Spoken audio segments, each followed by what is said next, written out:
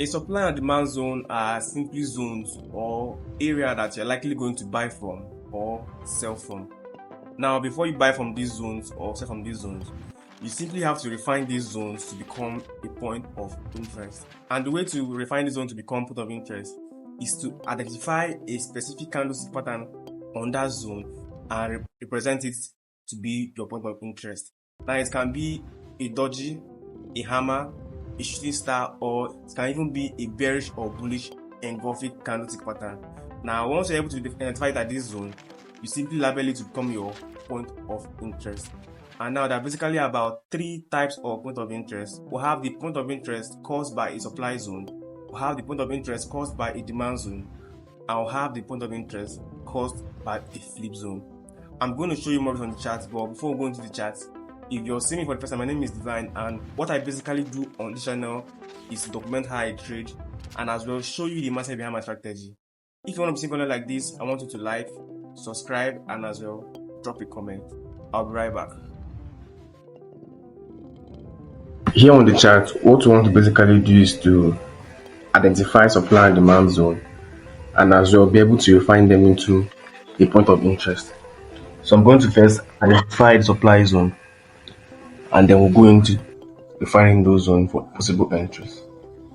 Now, for us to be able to identify the supply and demand zone, we simply need to go to the high time frame and understand the overall direction of the market and as well mark out key levels. So what I'm going to basically do now is to go to the daily time frame, which is for me the high time frame, and understand direction of the market. Now on daily time frame, we can clearly see that price is in a downtrend, but we cannot tell because our eye is saying that it's in the downtrend. But what is the trend saying? The trend helps us identify what price is saying and how price is moving. Now, if I'm to mark my trend line, I'm clearly see that price is in an uptrend at this zone here. Now, this is a possible trend, and this is the support level for that trend. Now, if you can clearly see now, I can see that price is in a downtrend, but price broke above the resistance trend, showing that this resistance now has become a support. But if we use our eyes, we will see that price was in a downtrend and we don't even know what the price is saying. But we have used our trend to identify that price is in a downtrend, but price broke above the resistance level, causing that resistance to become support level. Now, at this area here, this trend was acting as a resistance, and when price got to this point, it became a support. Now our key levels now simply this point that price gave us, that price broke above the trend, and as well this level price gave us when price came back to the trend. Now this point and this point now become our key level that we want to pay attention to. Now what we want to do now is to understand what price is doing at these key levels that we've marked out. I want to do that on the 4 hours time frame by simply identifying the market structure.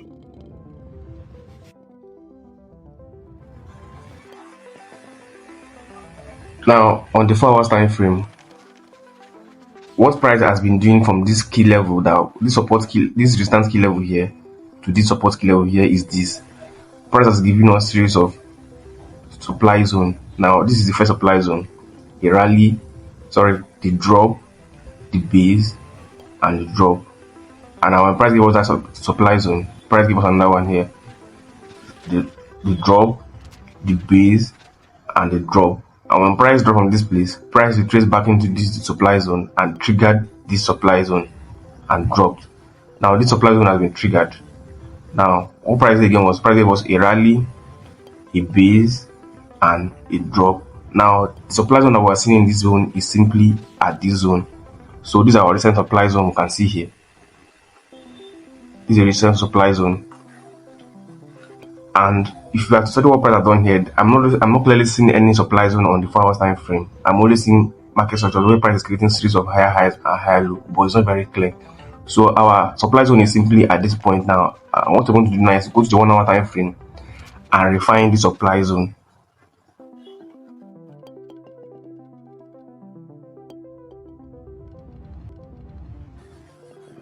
Now, if I have to refine the supply zone now, it becomes this. This is the supply zone that we are looking for. Become our point of interest, and we want to understand what price did at this zone now. Now, when price came back to this zone to trigger the supply zone here, price filled the supply zone, and now the supply zone now becomes a point of interest for us. But because price has failed to trigger the supply zone and control the downside, it becomes a point of interest caused by a flip zone. So we are going to refine this particular point of interest to become a point of interest caused by a flip zone. Now, where is the flip zone? When price got to this supply zone, price reacted and then went to the upside. Now, the point where price reacted to now becomes our new point of interest, and as you can see, this whole point now is our point of interest, or let me say our supply zone that was caused by a flip zone. Now, if I define this zone now, what to simply do now is to simply pay attention to that dodgy count that is here. This is our point of interest that was caused by a flip zone, because we were able to refine it and it became a point of interest caused by a flip zone, and we're able to identify or signify it with this particular candle, which is the dodgy candlestick. So what we want to do now is we want to wait for price to come back to this zone so we can possibly take an entry. Now, if you look closely, price came back to this zone and price is currently at this zone. Now, for me, if I'd taken this trade, this point would have been my entry. This place could have been my entry.